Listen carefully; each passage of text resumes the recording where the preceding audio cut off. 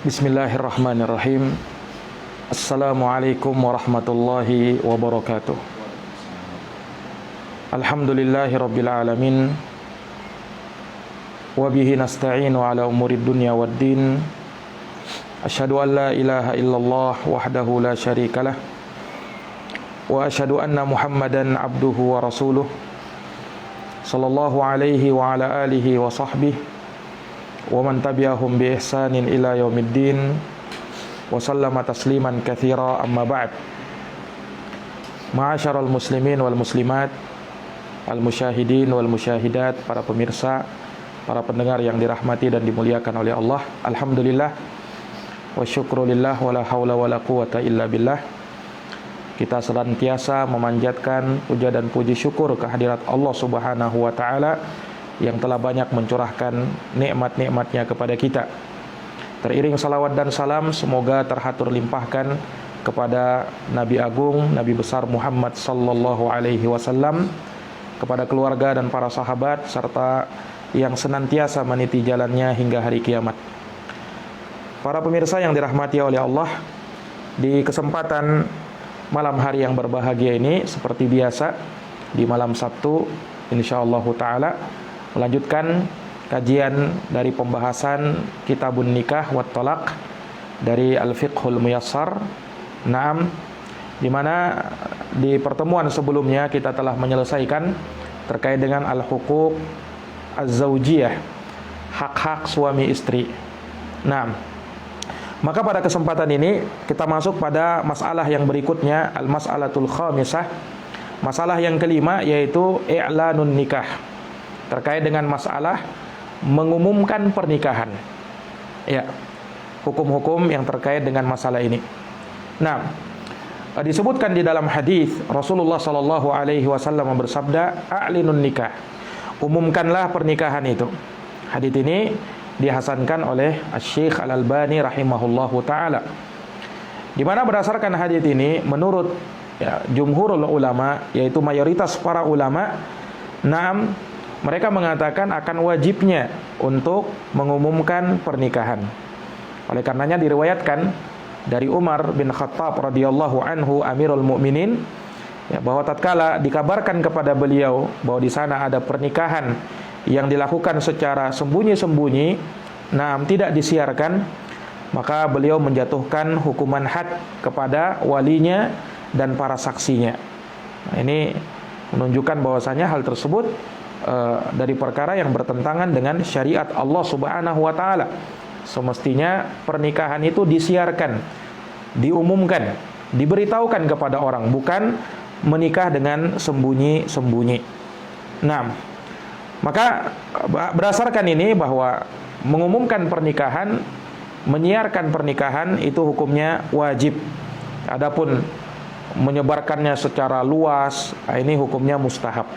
Ya, intinya ada beberapa orang yang mengetahuinya, orang-orang di sekitarnya mengetahuinya.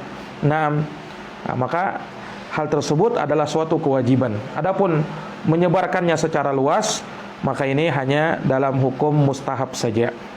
Nah, apa hukumnya atau apa tujuannya kita menyiarkan atau mengumumkan pernikahan tersebut? Ya, kata para ulama, menyiarkan menyiarkan pernikahan itu di antara maksud dan tujuannya adalah untuk menjaga kesucian nasab. Ya, untuk menjaga kesucian nasab. Nah, kemudian juga di antara tujuannya dalam rangka untuk membedakan antara nikah dan perzinahan, antara an-nikah dengan az-zina. Ya, karena pernikahan itu disiarkan sementara zina, naudzubillah, itu biasanya dilakukan secara sembunyi-sembunyi. Nah, maka untuk membedakan antara mana yang nikah dan mana yang merupakan perbuatan haram, yaitu zina. Nah, kemudian juga dalam rangka untuk menjaga hak-hak suami istri, ya, dan agar jangan sampai orang lain berburuk sangka ya, dengan terjadinya pernikahan secara sembunyi-sembunyi, orang tidak tahu, sehingga bisa saja memunculkan praduga-praduga, prasangka-prasangka yang buruk kepada orang tersebut. Nah, Maka dikatakan oleh Syekh bin Baz rahimahullahu taala, beliau mengatakan al-wajibu i'lanun nikah. Yang wajib adalah mengumumkan pernikahan. Hatta ya'laman nasu anna fulanan tazawwaja au fulanatan qad tazawwajat. Nah, ya. Agar manusia tahu bahwa si fulan telah menikah atau si fulanah sudah menikah, lianna adamal i'lan yaj'aluhu kazina.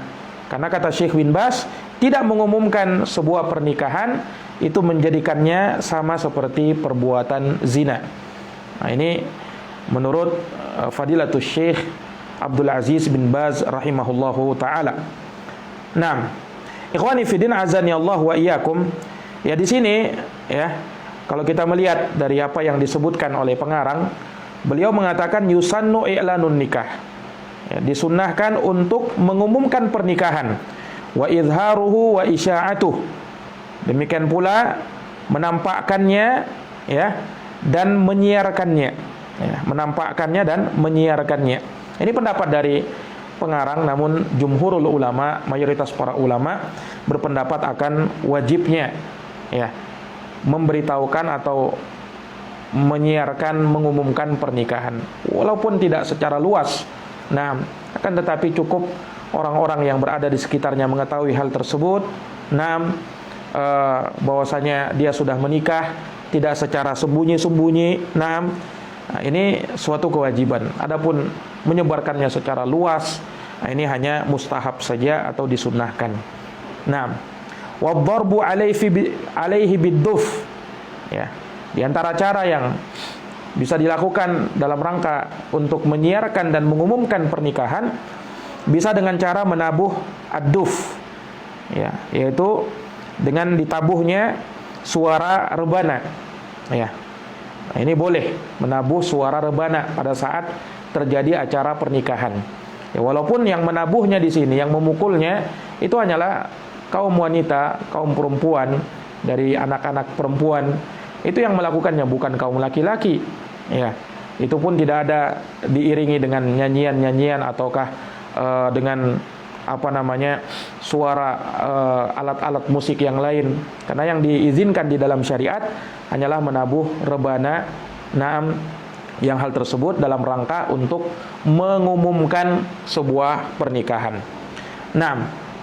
Liqaulihi sallallahu alaihi wasallam, kata pengarang, hal ini berdasarkan sabda Nabi sallallahu alaihi wasallam, faslu ma bainal haram wal halal as-saut wad-duf fin nikah. Nah, perbedaan antara yang halal dan yang haram adalah dengan adanya suara. Maksudnya ad-duf fin nikah, menabuh rebana dalam acara pernikahan. Hadits ini diriwayatkan oleh Imam Ahmad, An-Nasai, Ibnu Majah, atau An-Nasai dan At-Tirmidzi, dan dihasankan oleh Syekh Al-Albani rahimahullahu taala dalam kitabnya Irwaul Ghalil. Naam. Wa yakunu ad-darbu bid-duf lin-nisa'i dunar rijal. Ya, di sini beliau ingatkan bahwa yang menabuh duf ini, rebana tersebut, hanyalah dari kalangan kaum wanita saja. Dunar rijal, bukan laki-laki. Ya, tidak boleh kaum laki-laki. Nah, kemudian kata beliau, wa syurita alla yashab dzalika fuhsyun fil qaul aw ma yukhalifu syara'. Dan juga disyaratkan agar tidak ya dibarengi dengan kekejian, naam, atau kata-kata yang keji, kata-kata yang jorok ya dalam ucapan, atau segala yang menyelisihi syariat. Segala yang menyelisihi syariat. Nah, ini para pemirsa yang dirahmati dan dimuliakan oleh Allah Subhanahu wa taala. Dan juga sebagian ulama menyebutkan bahwa di antara manfaat menabuh rebana bagi para wanita dalam acara pernikahan, yaitu dalam rangka untuk menghibur. Ya, untuk menghibur siapa? Kedua mempelai, orang yang menikah. Ya, dan juga mungkin tamu undangan yang hadir di situ. Ya, itu manfaatnya. Nah, akan tetapi apa yang terjadi di masyarakat kita terkadang dengan memasang elektron, kemudian naudzubillah mengundang bidu wanita berjoget, ya, kemudian di situ musik-musik. Nah, ini dari perbuatan yang haram di dalam agama. Tidak dibenarkan kita melakukan hal yang demikian. Nah, harta yang dikeluarkan untuk hal tersebut adalah harta yang tergolong sebagai tabdzir. Ya, sementara Allah mengingatkan dalam Al-Quran, wala tubadzir tabdzira, innal mubadzirina kanu ikhwanasy syayatin. Janganlah kalian menghambur-hamburkan harta kalian untuk bermaksiat kepada Allah. Karena orang-orang yang mubadzir, yang melakukan membuang-buang hartanya untuk bermaksiat, ini hanyalah kawannya syaitan. Hanyalah kawannya syaitan. Nah, ini para pemirsa yang dirahmati oleh Allah. Maka kesimpulannya di masalah yang kelima ini, bahwa mengumumkan pernikahan wallahu alam menurut jumhur mayoritas para ulama hukumnya wajib. Adapun menyebarkannya secara luas itu hukumnya hanya disunnahkan. Hukumnya hanya disunnahkan. Manfaatnya, ya, apa manfaatnya? Cara untuk mengumumkan pernikahan tersebut yaitu dengan menabuh rebana bagi wanita, tidak bagi laki-laki. Naam, sebagaimana yang telah kita terangkan. Baik. Kemudian masalah yang berikutnya, kata pengarang di sini, al-mas'alatus sadisah, masalah yang keenam, al-walimatu fin nikah. Walimah yaitu pesta pernikahan, ya, di dalam acara nikah. Ya, melakukan pesta pernikahan, untuk hal tersebut. Ya. Di sini diterangkan oleh penulis, al-walimatu ta'amul urs. Walimah maksudnya adalah makanan, ya, dalam acara pernikahan. Yud'a ilaihin nas, yang mana diundang padanya manusia, wa yajma'un, dan mereka berkumpul untuk hal tersebut. Ya. Nah, dan ketika mengundang orang-orang yang diundang dalam acara pernikahan, ya hendaknya dia undang kaum muslimin, baik yang kaya maupun yang miskin. Jangan dia hanya mengundang orang-orang kaya saja, orang-orang yang terpandang saja, sementara orang miskin dia tidak mengundangnya. Nah, dan dari undangan tersebut dia tidak mengharapkan apa-apa dari orang yang diundang. Ya, terkadang sebahagian orang mengundang orang lain, ya, dengan niat-niat yang tidak baik supaya dapat kado atau amplop dan seterusnya. Ini niat-niat yang tidaklah seharusnya ada pada diri seseorang. Walaupun orang yang diundang, dari hal yang baik tentunya dia membawa sesuatu yang bisa dia bawa, entah kado atau apa, untuk menyenangkan hati orang yang mengundangnya. Nah, tapi tidak ada maksud apalagi dari orang-orang miskin misalnya, yang mengharapkan hal tersebut, tentunya ini dari perkara yang tidak dibenarkan. Taib. Makanya disebutkan di dalam hadis Rasulullah bersabda, syarrut ta'ami ta'amul walimah, yud'a ilaiha al-aghniya wa yatruk al-masakin. Faman lam yati ad-da'wah faqad 'asallaha wa rasulah. Ya, kata Nabi SAW, na'am, sejelek-jelek makanan adalah makanan acara walimah pernikahan, yang mana diundang di acara tersebut hanya orang-orang kaya saja. Sementara orang miskin dia tinggalkan, dia tidak undang.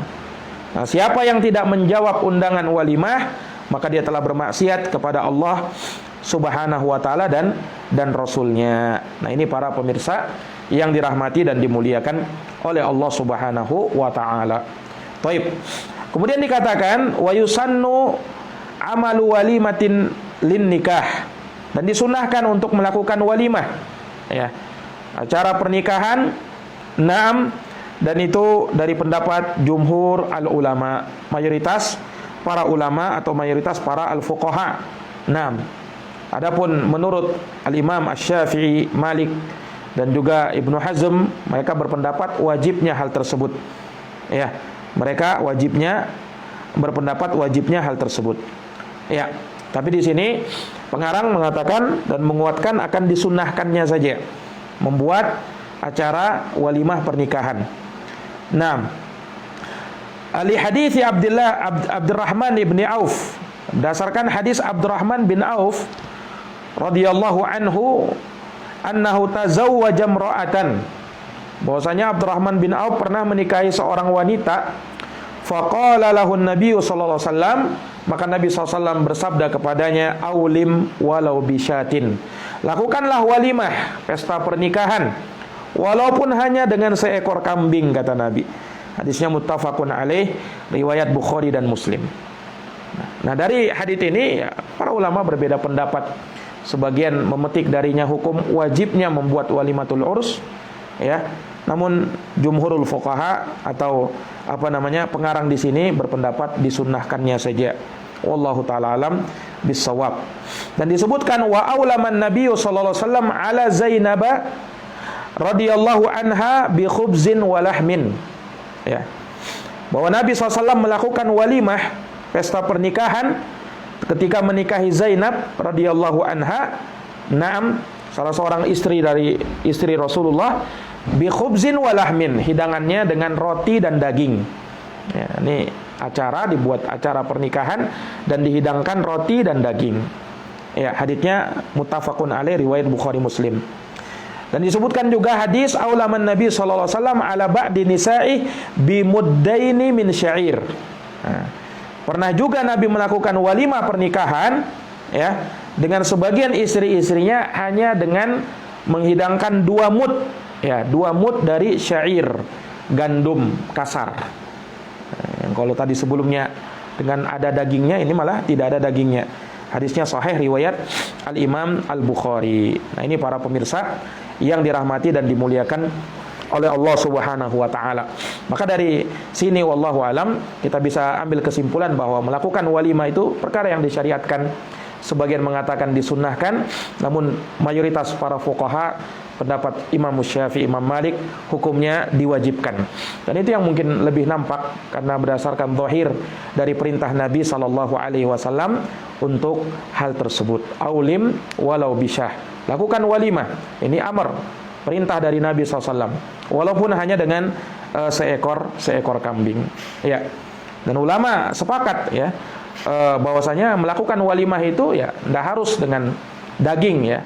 Kalau misalnya dia hanya dengan apa yang di bawah daging, ya. Kalau di sini Nabi mengatakan dengan kambing, tidak harus dengan kambing. Nah, walaupun misalnya dia tidak dapat kecuali ikan saja, misalnya walimah dengan ikan, ya, karena keterbatasan misalnya, ya, maka tidak ada masalah, sah-sah saja, ya, sah-sah saja. Nah, tapi kalau misalnya dia diberikan kelebihan, maka afdolnya, utamanya kalau menggunakan daging, entah daging sapi atau daging kambing ketika melakukan walimah. Ya. Nah, ini para pemirsa yang dirahmati dan dimuliakan oleh Allah Subhanahu wa taala. Baik, kemudian kita masuk al-mas'alatus sabi'ah. Masalah yang ketujuh. Hukmu ijabati da'wati walimatil urs. Apa hukumnya mendatangi, ya, menjawab undangan walimah al-urs, pesta pernikahan. Ada orang ngundang kita, apa hukumnya mendatangi pernikahan, ya, menjawab undangan tersebut. Nah, di sini kata pengarang, yajibu ala man du'iya liwalimati urs ayyujib.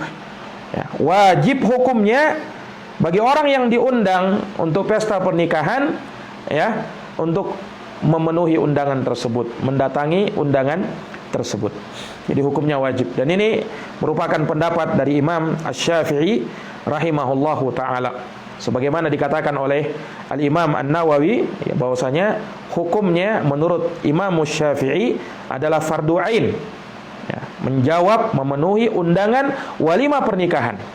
Ya, tentu bagi siapa yang diundang saja. Bagi siapa yang diundang wajib hukumnya menghadiri.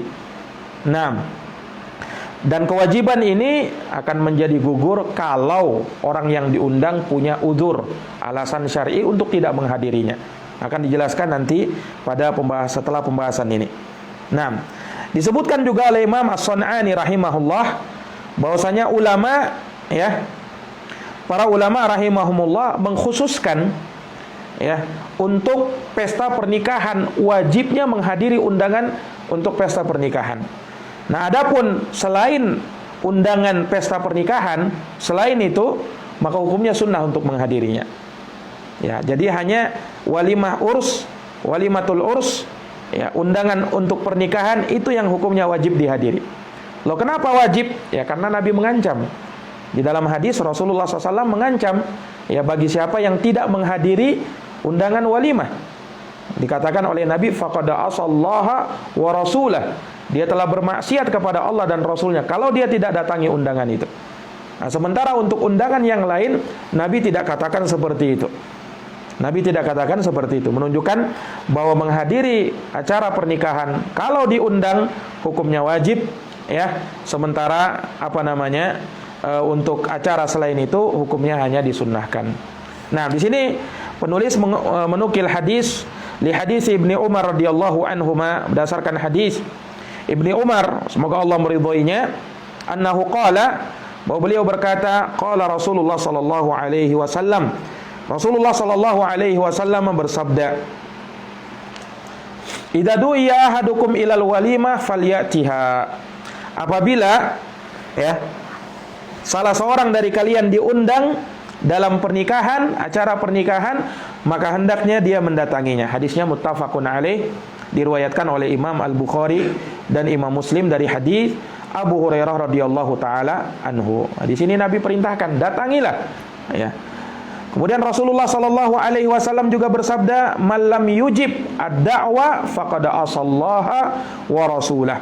Siapa yang tidak menjawab undangan pernikahan maksudnya, maka sungguh dia telah bermaksiat kepada Allah dan Rasulnya. Hadis riwayat Al-Imam Muslim. Nah, ini para pemirsa yang dirahmati dan dimuliakan oleh Allah Subhanahu wa taala. Nah, taib, bagaimana kalau dia tidak diundang? Nah, bagi orang yang tidak undang pada dasarnya tidak boleh untuk menghadiri karena dia tidak diundang. Ya. Akan tetapi kalau misalnya ya dia melihat bahwasanya orang yang mengundangnya tersebut mungkin ya orang yang tidak mengundangnya tersebut mungkin karena lupa saja. Nah, dan dia yakin asalnya dia diundang cuman mungkin kelupaan, ya maka boleh untuk dia menghadiri walaupun tanpa undangan. Ya, karena terkadang ya sebagian orang mungkin lupa kepada orang lain, akhirnya lupa untuk menulis surat undangan dan seterusnya. Nah, ya ini kadang dimaklumi yang seperti ini. Kalau misalnya dia yakin bahwasanya asalnya dia diundang ya, tapi kenapa tidak ada undangan? Nah, dia berbaik sangka saja, dia hadiri. Ya mungkin saja pemilik rumah atau yang mengundang lupa untuk hal tersebut. Ya. Maka jikalau dia tidak keberatan maka tidak ada masalah untuk menghadirinya. Tapi kalau misalnya ya seperti keadaan sebagian orang terkadang langsung masuk di pesta pernikahan ya dalam keadaan dia tidak diundang, ya ikut saja hadir di situ untuk bisa dapat makanan di situ. Nah, ini tentunya dari perkara yang tidak diperbolehkan. Ya, ini dari perkara yang tidak dibenarkan. Nah, wallahu taala alam bisawab. Taib. Ada pertanyaan. Bagaimana kalau misalnya ada acara pernikahan sementara kita sedang berpuasa? Apakah wajib menghadiri undangan pernikahan sementara kita sedang berpuasa? Ya, tadi kita katakan bahwa asalnya menghadiri pesta pernikahan kalau diundang dia wajib menghadirinya. Dia wajib untuk menghadirinya. Tapi bagaimana kalau puasa? Apakah itu udzur? Maka jawabnya kata para ulama itu bukan udzur. Dia tetap wajib menghadiri acara pernikahan tersebut. Nah, jadi itu bukan udzur syar'i. Walaupun dia sedang sedang berpuasa. Loh kenapa Ustaz? Nah, ini berdasarkan hadis ya. Nabi SAW sendiri yang bersabda.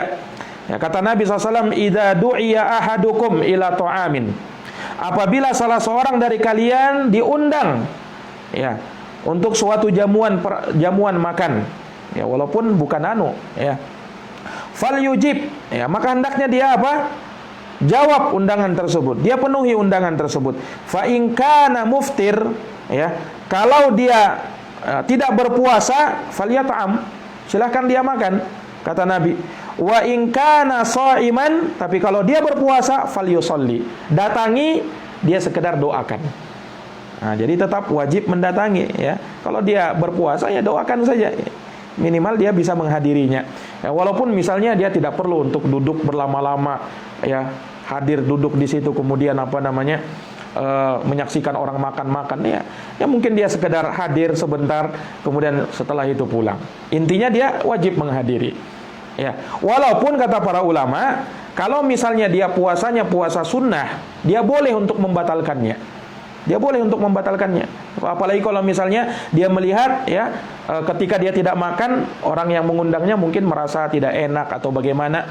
Ya, Imam An-Nawawi rahimahullahu taala menyebutkan ya bahwasanya kalau misalnya seseorang diundang sementara dia berpuasa, dia diberikan pilihan pada dasarnya. Kalau puasanya sunnah, kalau dia mau tetap berpuasa, dia doakan saja. Dia hadiri undangannya, dia doakan. Terus dia pulang setelah itu. Ya.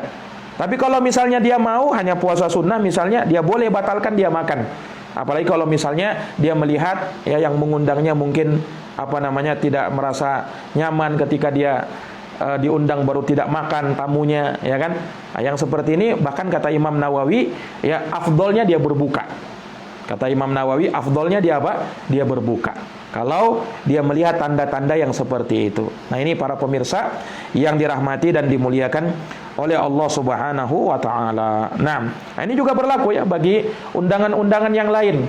Kita misalnya bukan undangan walimatul urs. Ya, undangan acara apa misalnya diundang. Kita sedang berpuasa. Kalau puasanya sunnah, ya kita diberi pilihan. Kalau kita mau ya untuk berbuka, ya silahkan berbuka. Tidak ada masalah, puasa sunnah. Beda kalau puasa wajib, ya tidak boleh dia berbuka karena itu. Nah, tapi kalau dia tidak ingin berbuka, dia disunnahkan untuk menghadirinya, ya. Nah, dan dia mendoakan orang yang mengundangnya. Nah, ini para pemirsa yang dirahmati dan dimuliakan oleh Allah Subhanahu wa taala. Baik. Kemudian pembahasan yang terakhir di sini terkait dengan syurutu ijabati da'wati walimatil urs. Syarat diwajibkannya ya menjawab atau memenuhi mendatangi undangan walimatul urs, acara pernikahan. Tadi kita sebutkan wajib hukumnya menghadiri acara pernikahan ketika dia diundang. Akan tetapi kewajiban tersebut diikat dengan syarat-syarat yang harus terpenuhi syarat-syarat ini. Kalau tidak, maka kewajiban ini bisa menjadi gugur. Ya. Nah, di sini pengarang menyebutkan 6 perkara.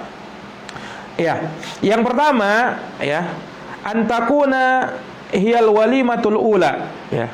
Bahwasanya hal tersebut adalah walimah yang pertama. Ya. Maksudnya di acara walimah, acara pernikahannya yang pertama, ya. Fa in aulama fi aktsar min yaumin ustuhibba fi tsani. Ya. Nah, kalau dia melakukan walimah lebih dari 1 hari, maka disunnahkan untuk hari yang keduanya. Ya. Wa kuriha fi tsalits. Sementara untuk hari yang ketiganya dimakruhkan. Kadang kan sebagian orang melakukan acara pernikahan sampai berhari-hari, ya. Nah, maka di sini Syekh ingin menegaskan bahwa kewajiban menghadirnya itu di hari pertamanya. Ya. Adapun di hari keduanya itu sunnah. Di hari ketiganya malah dimakruhkan. Ya. Ini berdasarkan hadis Abdullah bin Mas'ud radhiyallahu anhu, anna Nabiy sallallahu alaihi wasallam qala. Nabi sallallahu alaihi wasallam bersabda, ta'amu awwali yaumin haqqun. Ya, makanan di hari pertama itu kewajiban. Wa ta'amu yaumits tsani sunnatun. Makanan di hari yang kedua adalah sunnah. Wa ta'amu yaumits tsalits sum'atun. Sementara makanan di hari yang ketiga itu sum'ah, ya, pamer. Nah, sementara Nabi bersabda, "Wa man samma'a samma Allahu bih." Siapa yang samma'a, yang pamer, maka Allah akan memamerkan kejelekannya. Na'udzubillahi min dzalik. Hadisnya sahih, diriwayatkan oleh Imam At-Tirmidzi. Naam. Juga semakna dengannya riwayat Imam Ahmad, ya. Sebagian ulama melemahkan riwayat ini, namun Al-Hafidz Ibnu Hajar mengumpulkan jalan-jalannya, sehingganya ya dengan hal tersebut beliau menyimpulkan bahwa hadits ini ya insyaallah punya asal, ya, punya asal, landasan, sandaran, insyaallah taala bisa dikuatkan. Nah, jadi ini yang pertama, ya. Kemudian yang kedua, ayyakuna da'i musliman, yang mengundang itu seorang muslim. Jadi wajibnya menghadiri undangan walimatul urs, ya, undangan pernikahan, kalau yang mengundang adalah seorang muslim.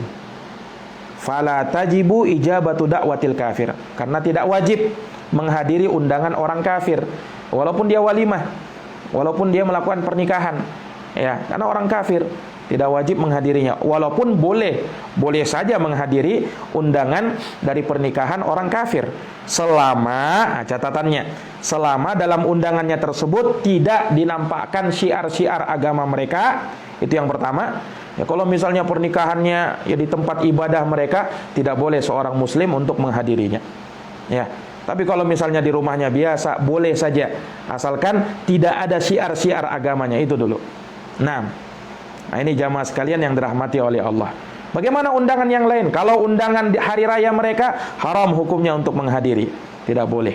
Kalau undangan biasa, undangan sekedar makan-makan ya, yang dihidangkan halal, boleh hendak kita hadiri? Boleh saja, tidak masalah. Selama sekali lagi catatannya yang dihidangkan adalah makanan yang halal, minuman yang halal. Itu dibolehkan. Karena Nabi SAW juga pernah menerima hadiah dari wanita Yahudi, ya. Hadiah dari wanita, makanan wanita Yahudi, itu diterima oleh Nabi SAW. Nah, ini para pemirsa yang dirahmati dan dimuliakan oleh Allah. Itu syarat yang kedua. Syarat yang ketiga, ayyakuna da'i min ghairil usah al-mujahirina bil ma'siyah. Orang yang mengundang bukan orang ahli maksiat yang menampakkan secara terang-terangan perbuatan maksiatnya. Nah, kalau yang mengundangnya orang-orang yang terang-terangan bermaksiat, ini tidak wajib dihadiri undangannya. Wa alla yakuna zaliman, bukan orang zalim, au sahibu malin haramin, atau pemilik harta haram. Jadi kalau dia penghasilannya murni haram dari sesuatu yang haram, ya maka tidak wajib untuk menghadiri undangannya. Ya, tidak wajib untuk menghadiri undangannya. Yang keempat, wa antakuna ad-da'watu muayyanah, ya. Acara pernikahan yang wajib untuk dihadiri apabila diundang, ya, adalah acara pernikahan yang kalau dia diundang secara khusus. Kalau dia diundang secara khusus. Maksudnya diundang secara khusus bagaimana? Ini mungkin dengan ucapan lisan atau dia ditelepon, ya, langsung kamu saya undang misalnya. Atau di kartu undangan, ya, ditulis namanya di situ seperti yang biasa ada pada sekarang ini, ya kan? Kartu undangan disampaikan, ditulis namanya. Nah, itu berarti undangan khusus untuk dirinya. Nah, itu yang wajib dihadiri. Fa in da'ahu fi jam'in fala tujibid al-ijabah. Kalau undangannya umum, maka tidak wajib menghadirinya. Taruhlah misalnya di masjid, ya, jamaah masjid kami undang untuk acara pernikahan. Nah, ini namanya undangan secara umum, ya, tidak khusus. Nah, yang seperti ini, ya, tidak wajib menghadirinya, hanya dianjurkan saja. Ya, tentunya lebih bagus tetap dihadiri walaupun undangan umum. Tapi apakah wajib? Nah, ini tidak wajib. Tidak wajib lagi. Yang wajib itu kalau undangan khusus atas nama dirinya diundang, entah secara lisan atau tulisan. Nah, ini. Baik. Kemudian syarat kelima, ayyakunal qasdu minad da'wati tawaddud, ya, wa taqarrub. Bahwasanya maksud dari undangan tersebut adalah tawaddud, untuk mengambil simpati dari orang yang diundang, wa taqarrub, ya, untuk mendekatkan hati, ya, orang yang diundang. Nah, ya, supaya terlahir kemaslahatan, ya, bukan untuk suatu permusuhan, menampakkan hal-hal yang ia ingin berbangga-bangga dengannya. Nah, ini yang seperti ini tidak boleh. Karena kalau misalnya mengundang orang hanya untuk sekedar pamer, oh saya juga bisa melakukannya, oh undangan yang saya buat, acara yang saya buat sangat megah, kamu harus lihat, untuk pamer saja, yang seperti ini tidak wajib dihadiri undangannya. Ya, diketahui hal tersebut kalau dilihat orangnya sombong, ya, suka pamer seperti ini, seperti itu. Nah, ini tidak wajib menghadiri undangannya.